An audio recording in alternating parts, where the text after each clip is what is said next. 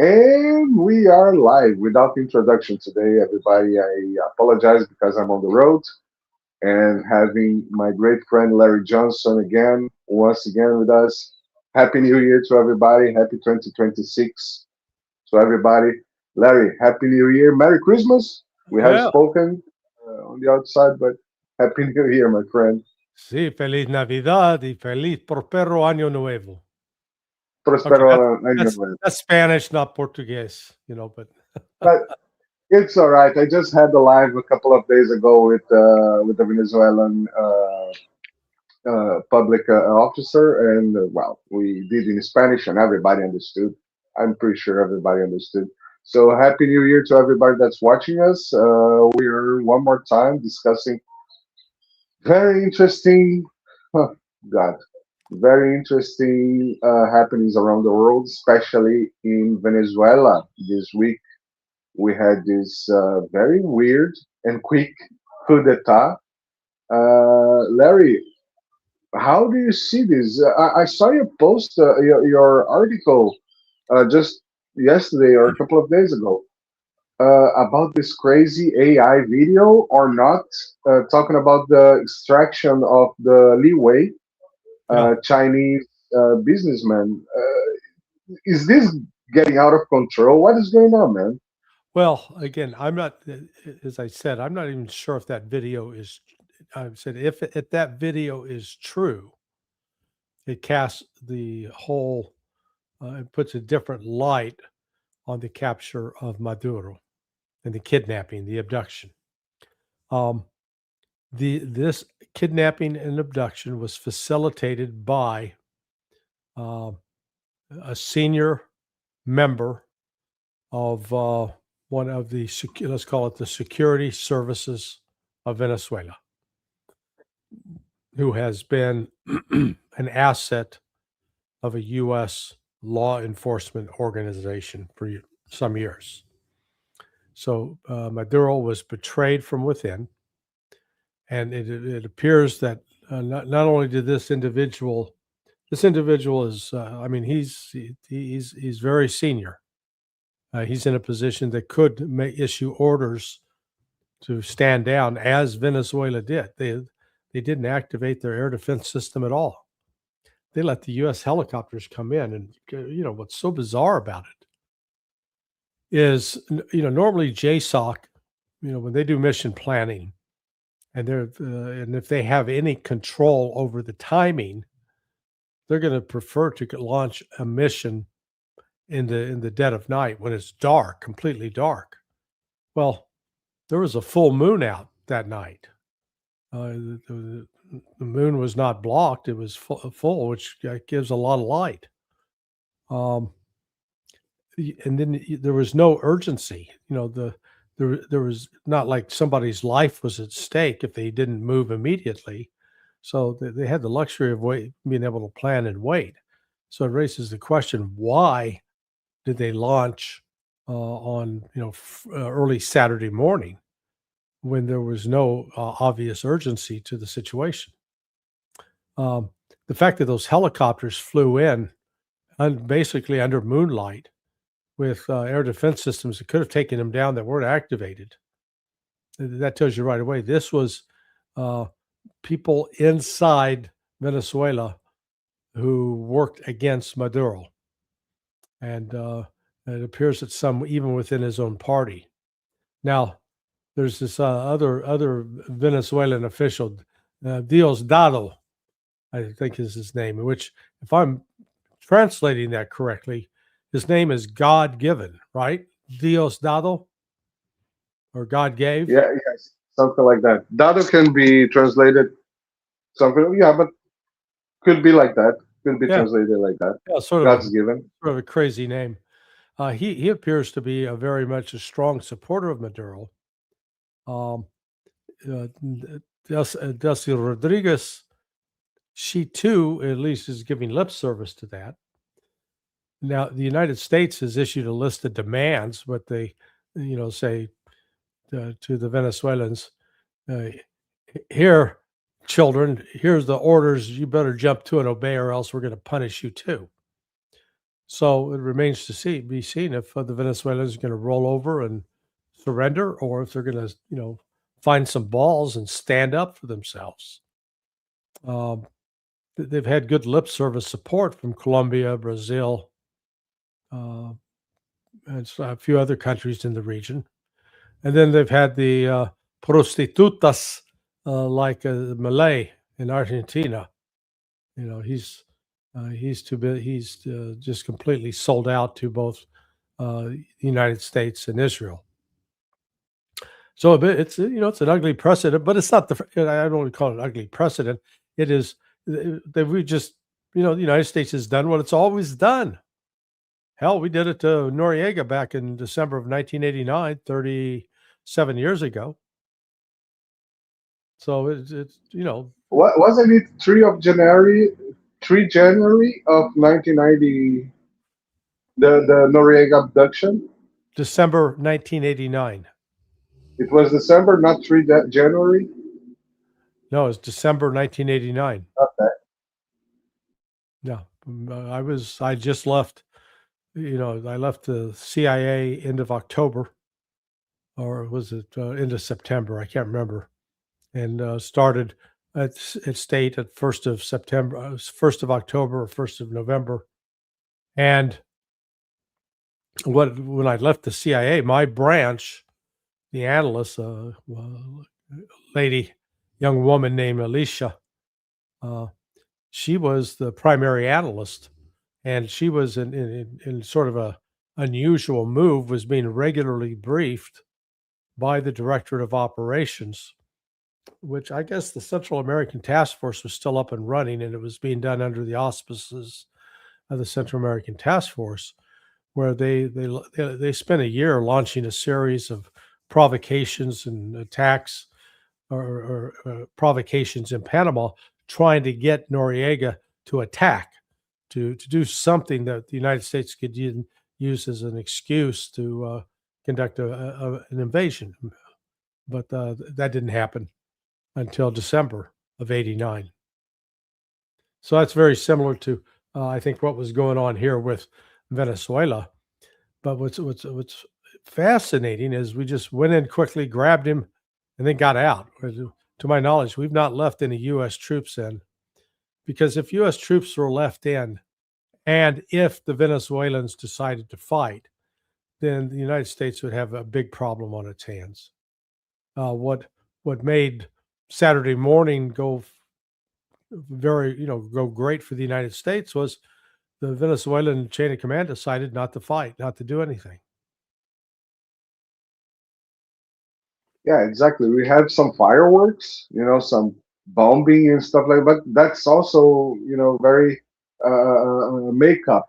Just to, yeah, we did invasion perfect because there was no resistance. Someone pointed out that even a hand RPG or something like that could take. As you said, it was a full moon night. You see the videos, you can actually see the helicopters. Fine, no urgency. We're not fight, bombing things while extracting the Maduro from the palace, or just go there, take rope down, pick it up, go out. Very very simple, very easy. This is very interesting. I'm going to propose a reflection, Larry, that I've been thinking about.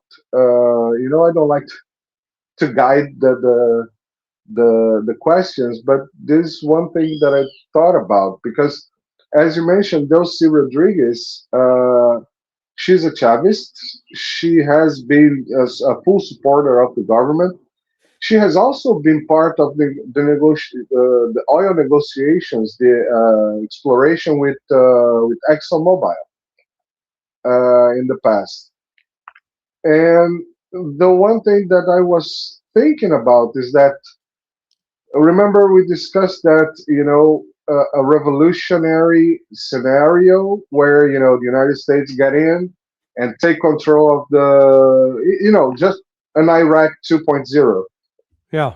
uh, would be devastating for the United States. But a no a revolutionary support like Delcy Rodriguez, that is, Chavist, Bolivarianist supporter of the government of Maduro, would be a very easy transition. Yeah, you just give the people, yeah, well, the United States came in, kidnapped the president, but what can we do? We don't have nukes. We don't have anything that we can, rescue.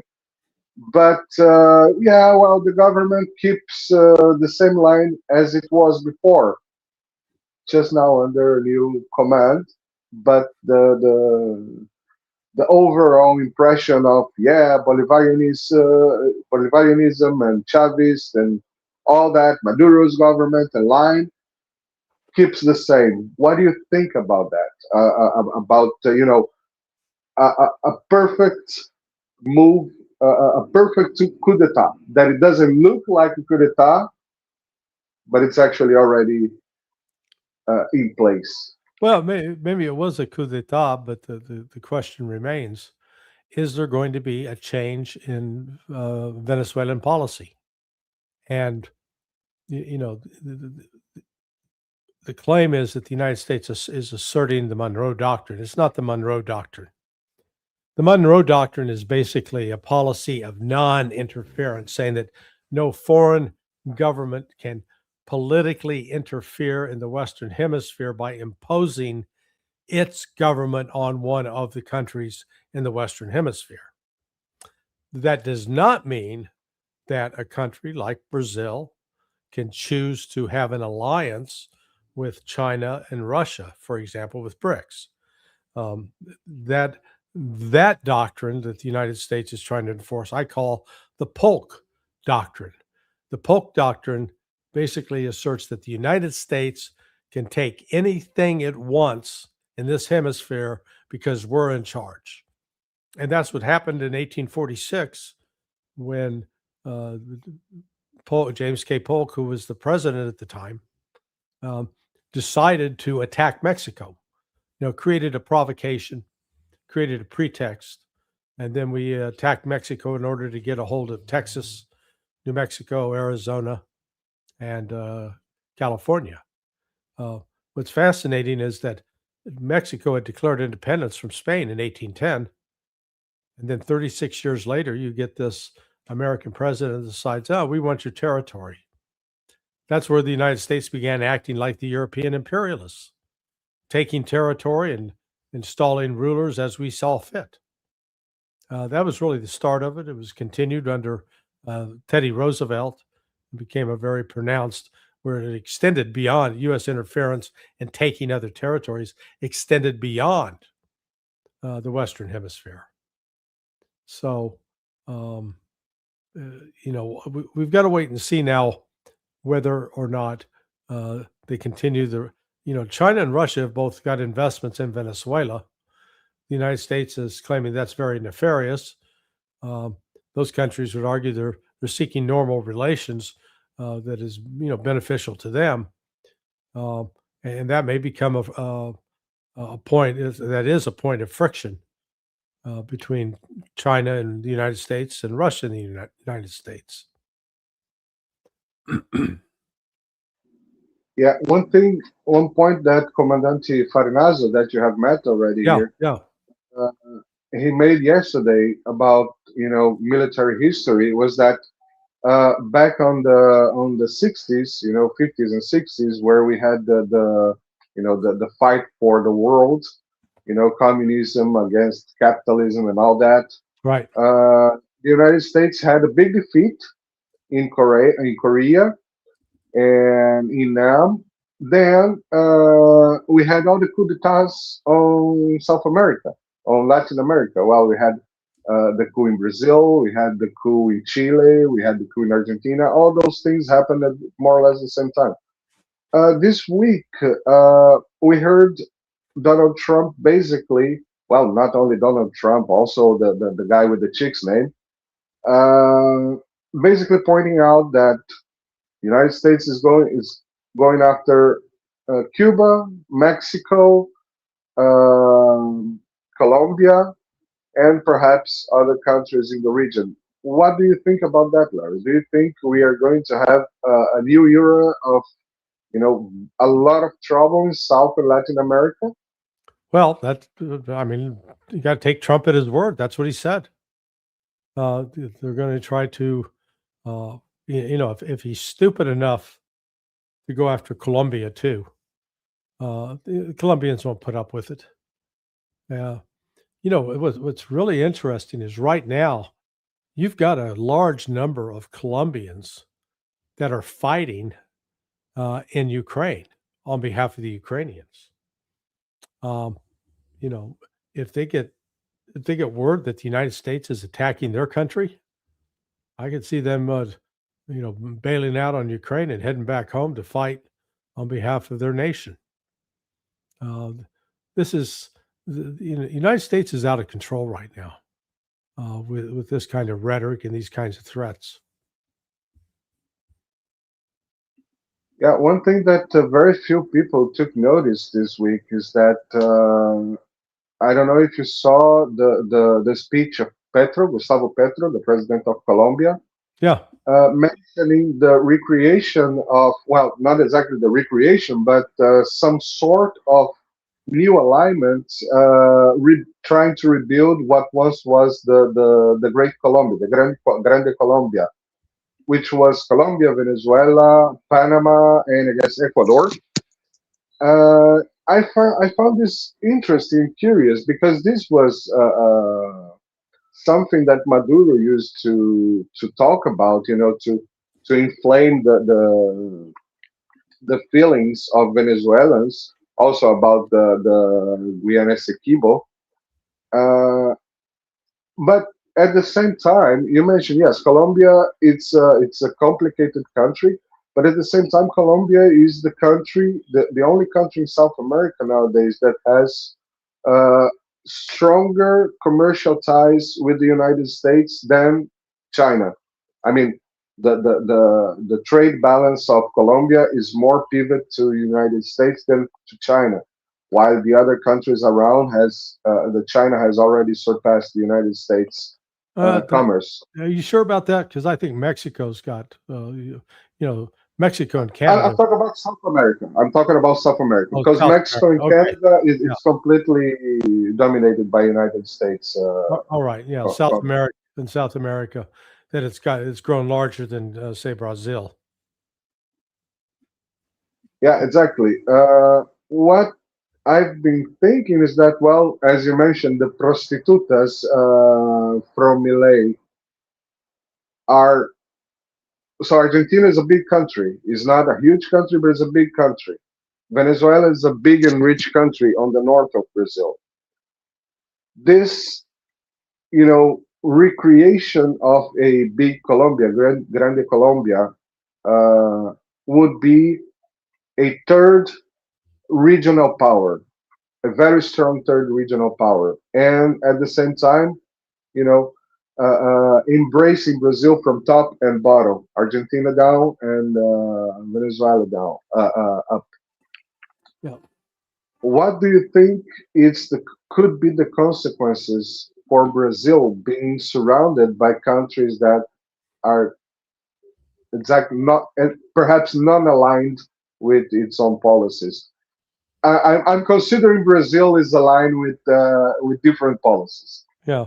Well, it's not clear yet that the Venezuela is in the same camp as Argentina. Um, in fact, I would argue right now, the United States has failed to create or impose a regime change that is committed to towing the line and adhering to U.S. policy. Um, so we'll see. I mean, Trump's tough talk. It's one thing to carry out a military operation that had the complete cooperation and compliance of the Venezuelan military and intelligence services. It's another thing for the U.S. to try to do that if they decide to fight. I'm not suggesting that Venezuela is militarily powerful enough to defeat the United States, but they can sure inflict some serious damage if U.S. decides to put troops on the ground. So this is, I think this is very much in play, and we can't discount what Russia and China are going to do to preserve their own interests. Yeah, we're still well, still too recent to see the big moves on the geopolitical chessboard. Uh, but since you mentioned Russia and China, let's move a little bit to east. Let's go to a less violent place than Caracas. Let's talk about Ukraine. Hmm. Larry, the the Green Goblin, the you know the Zelensky guy, just had a speech where he said, "Well, the United States just kidnapped a dictator, and so they know what to do." Are he implying that the United States should go into Ukraine and kidnap him? Yes. No, absolutely. But it was not that it was the United States should go to Russia and kidnap Putin. Now, That's what he perhaps wanted to say, but yeah, no, that's what Zelensky was trying to say. Um, this what the U.S. has done in Venezuela, that's a very bad precedent that basically says any country in the world can make a decision about the legitimacy of the ruler of any other country and take action accordingly. It's crazy. yeah, so China could basically enter Taiwan and kidnap the whole Kuomintang, for example, no Yeah. problem. Also, the Russians could kidnap Zelensky, also no problem, I guess. What? Who would say otherwise? Or perhaps even Germany. Why not? Germany is being very belligerent towards Russia. I don't see why they should not do it at this point. So what is the situation in Ukraine right now, Larry? What are the readings in Ukraine? We had the fall of Pokrovsk a couple of weeks ago, Right. and then Slavyansk is also under pressure. Are the Russians continuing to retreat forward? What is the situation there? Well, the situation is Ukraine is losing and losing badly and losing quickly. Russia is making very rapid movements, advances in to the north in Sumy and Kharkiv, to the south in Zaporizhia and Dnipropetrovsk, and they are finishing where the last big concentration of Ukrainian forces is in the Donetsk or in the Donetsk uh, Republic now of Russia, and Pokrovsk has fallen, Leningrad has fallen, Kupiansk is in the process of being taken. Uh, Slavyansk is on the horizon. It's just Ukraine doesn't have a military response. Russia's moving forward and going to continue to advance. How do you see the outcome of this, perhaps for this year? We had Germans giving some more money, I guess 60 billion euros to Ukraine. Doesn't sound pretty much enough to go toward the middle of of the year. How do you read more or less the outcomes of this conflict for this year, Larry? We just started the year. Well, everything's it's incognito. But But do you think that this year could be a year that we would see very strong movements in the East? they need to update the Beatles song. The Beatles sang "Can't Buy Me Love." Money can't buy me love. Well, now they'll change the words to victory. Money can't buy me victory. They can give y'all, they can give Ukraine all they got to give. But the one thing is known: money can't buy them victory. There is no amount of money that NATO and the United States or the Europe and the United States could give Ukraine that's going to change the situation, the conditions on the battlefield. It's just that they've lost. It's just a matter of time before that defeat becomes completely apparent, and that Ukraine is going to be forced to seek terms of surrender. Yeah, exactly. Well, it's I almost don't have will to ask questions about Ukraine because it already looks pretty much a deal done for me. But we have to keep updated on stuff. Still something going on there. Well, yeah. I One thing mean, that I look. This is all. The United States is busy making a big power play with. It started a week ago Sunday when Trump was meeting with Zelensky. The United States helped Ukraine carry out a drone attack that the Russians insist was targeted at the official residence of Vladimir Putin. Uh, the CIA denied that, but then said that no, they weren't trying to attack Putin's residence. They were going after a military target near Putin's residence. Well, in saying that, they conceded, admitted that the CIA was involved. Otherwise, how would they know that? Unless Ukraine told them, which I doubt, because the kind of details and coordinates that needed to be fed into those weapon systems, into those drones to hit the targets, had to come from the United States. So, uh, and then the U.S. is so that took place on Sunday while Zelensky and Trump are meeting. They launched that attack on Russia, and Russia has reacted with outrage in a way that it has never reacted before, following previous terrorist attacks, such as the Crocus City Center that was attacked in March of 2024, that left over 143 people dead. Then on Monday, the meeting with Bibi Netanyahu coincided with the start of riots or protests in Iran, and the nature of those protests were immediately being hyped and exaggerated in the Western press, trying to create the impression that Iran was really on the verge of political collapse. Now, I've talked to Professor Morandi, I've talked to our buddy Nima, and then I just spoke with another gentleman named Fuad. And, they're all sort of scratching their heads saying, collapse? We're not on the verge of collapse. So it's a propaganda campaign, but I think it's trying to prepare the Western audience for a new set of renewed attacks on Iran. Yeah, I was exactly about to ask you that because we have the common our common friends uh, that live there that are there at least at the moment, and I was about to ask you that. What are their impressions? Yeah, you already mentioned that you were just everything's pretty much normal, but did they give any kind of details of how is the life going on there? I mean, the people on the streets, just Yeah, I mean, averagely.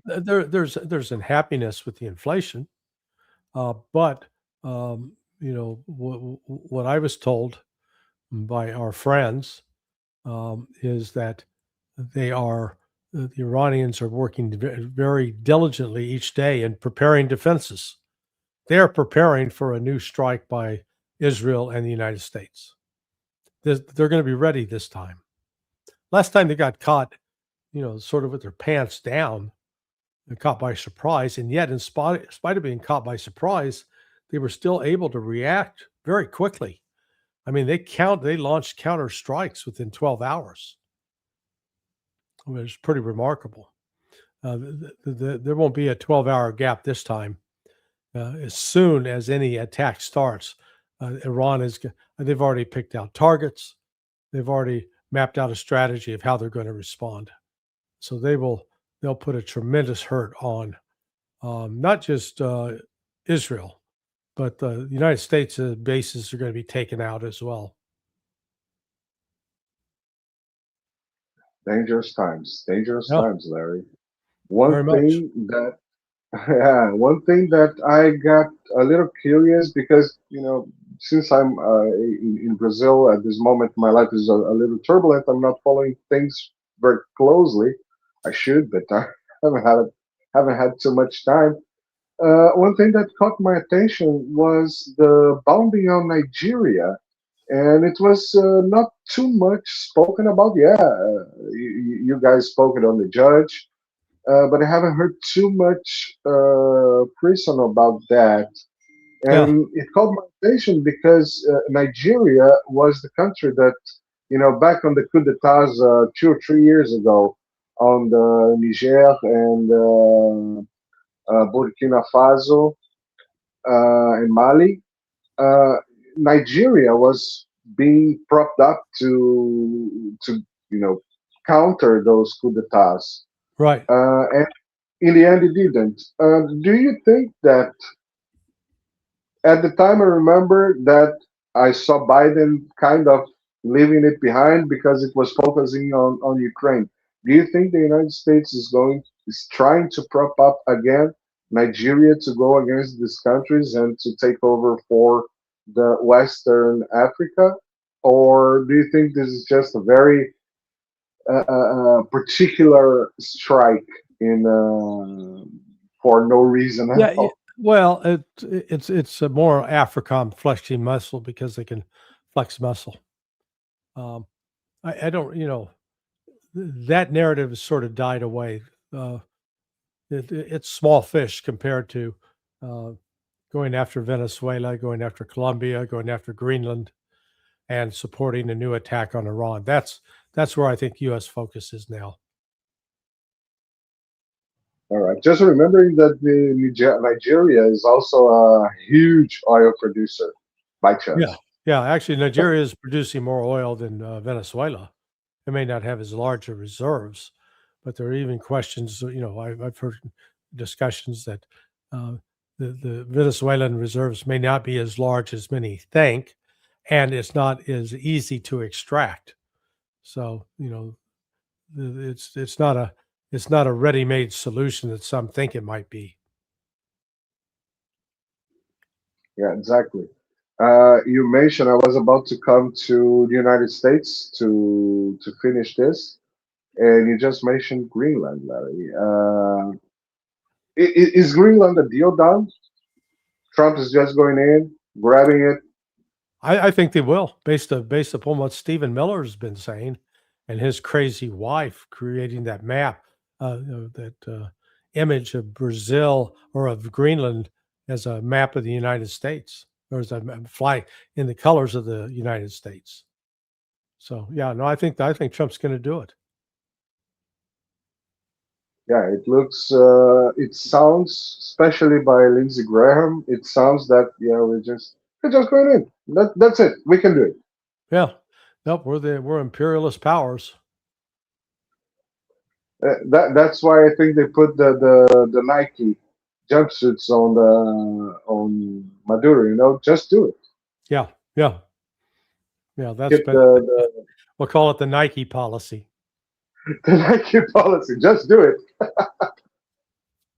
Hey Nike, sponsor this channel. I just gave Yeah, yep. free things for you, Larry. I guess this. Well, the one point that I would like to finish with is actually everything looks like it's a war against China. Although it's everywhere but China, but it looks like it's war against China. We need more oil, we need more resources. We cannot deal, equally with China. We're gonna prop up Taiwan and Greenland, and we're gonna tell it's the Chinese. How are the Chinese responding to this, Larry? Do you think they're being too patient? No, the Chinese have been moving very deliberately to uh, separate themselves from U.S. Treasury bonds, buy gold, control silver, um, and they continue to expand their economic activity, and they're leaders in technologies now that the United States isn't. So they're really in the process of replacing the United States as a leading technological power in the world. And economical powerhouse as well, Yeah, and yeah, powerhouse. yeah, yeah. Rough times ahead. Rough times ahead. Larry Johnson, my good friend, do you think I forgot any particular subject that we should discuss this week? I I think think we went. we hit the low lights. It's a shame that 2026 is starting this way, but it's I think an unfortunate sign that it's going to get worse. Exactly. We 3 days into the year, we already saw what's coming ahead. Yeah, yeah. Larry Johnson, my good friend, thank you very much. again for this conversation. Always good to have you. Sorry for being away for too long. No, that's all right. It's also been holidays for us. No, that's good. People have to remember Putting that. priorities with your family. So, feliz año Yeah. nuevo. Feliz Año Nuevo, amigo. Nos vemos next week. Yeah, next See week. you, my friend. Okay. Take Take care, care. everybody. Remember to like, share, subscribe, and follow Larry on sonar21.com. Don't forget. Thanks so much. Take care. Bye Ciao. bye.